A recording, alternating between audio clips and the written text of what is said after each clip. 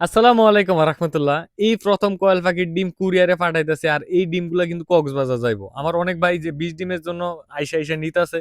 তো যাই হোক আমারও যেহেতু মেশিন আছে এইজন্য আমি ডিম ভালো করে দিতে পারতাছি না। তো যেহেতু এখানে অনেক ডিম আর আগে কখনো কিন্তু কুরিয়ারে ডিম পাঠায় নাই। তো অনেক সাহস করে পাঠাইতেছে আর আমি আগে জানতাম না যে কুরিয়ারে ডিম পাঠানো যায়।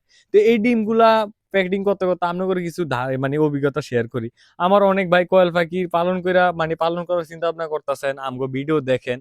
আমাদের ভিডিও দেখার আগে আশেপাশে দেখবেন যে আপনার এলাকায় ডিম কত টাকা করে বিক্রি করতে পারতেছেন। ডিমের দামটা এইজন্য বললাম, আসলে কিন্তু কোয়েল পাখি যারা লস খাইতেছে একমাত্র ডিম ন্যায্য মূল্যে বিক্রি করতে পারে না এইজন্য লস খাইতেছে। কোয়েল পাখি কিন্তু রোগবালাই নাই কইলেই নাই।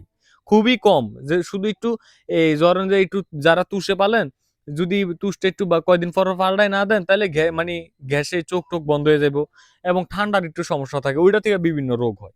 কিন্তু মুরগি, হাঁস, গরু, ছাগলের মতো এরকম রোগ হয় না। তো যাই হোক, আমরা কিন্তু যারা আমাদের ভিডিওগুলো দেখেন, আমরা কিন্তু আপনাদের থেকে ব্যবসায়িক ক্ষেত্রে বা যেকোনো একটা কিছু হলে এক ধাপ আগায় থাকি। কারণ আমগো দ্বারা একটা ভালো একটা মার্কেটিং থাকে। আমগো ভিডিও অনেকজনে দেখে। ওইখান থেকে অনেক মানুষ আমগো থেকে কিছু এক না কিছু কিনে। তো যাই হোক এই ডিমগুলা যে ২০ ডিমগুলো আমি ৳৫ করে বিক্রি করতে মানে বিক্রি করছি বা বিক্রি করতেছি ৳৫ করে বিক্রি করতেছি এবং কিছু ডিম মেশিনও বিক্রি করতেছি এবং বাচ্চাও বিক্রি করতেছি। তো এই ক্ষেত্রে আমগো এই ভিডিওগুলা দেইখা আপনারা যদি নতুন উদ্যোক্তা যদি ভাবেন যে আমিও ৳৫ করে ডিম বিক্রি করতে পারবো বা আমিও করবো তাইলে কিন্তু তারা লস খাইবো।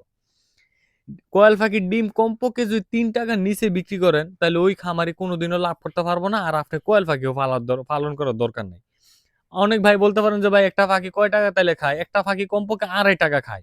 কিভাবে ৳২.৫ খায়? আপনি যদি ১০০ পাখি পালেন, ১০০ পাখির মধ্যে কিন্তু ১০ টা পুরুষ থাকবো বা ৫ টা পুরুষ থাকবে বা ১০০ টার সাথে ১০০ টাই মহিলা পাখি নিলেন।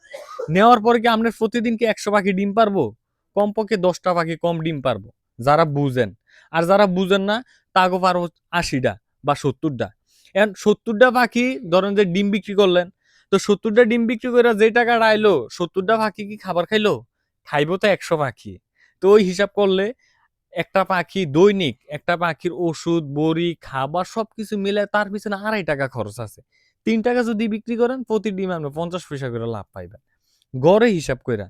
তো যাই হোক এই কথাগুলো আমার অনেক ভাই অনেক নিতেছে। কিন্তু দেখেন আমার অভিজ্ঞতা নাই এটা আমি জানি। কিন্তু আমি সবসময় সত্যিটা বলি। সত্যি কথা কইতে তো আর অভিজ্ঞতা লাগে না। যেটাতে আমি ভালো ফলাফল পাইতাছি সেটাই আমি আপনাদের সামনে তুলে ধরতাছি। আর এই যে কয়েল পাখিগুলার ডিম প্যাকেটিং করলাম, ১ম এ আমি কার্টনে প্যাকেটিং করছি। YouTube এ দেখে কার্টনে প্যাকেটিং করছি। করার পরে যেহেতু এখন দেখলাম যে কার্টনটা নরম বা আমারও মন চাইতেছে না যে এটা যদি আমার নিজের হইতো তাইলে কি আমি এভাবে আনতাম?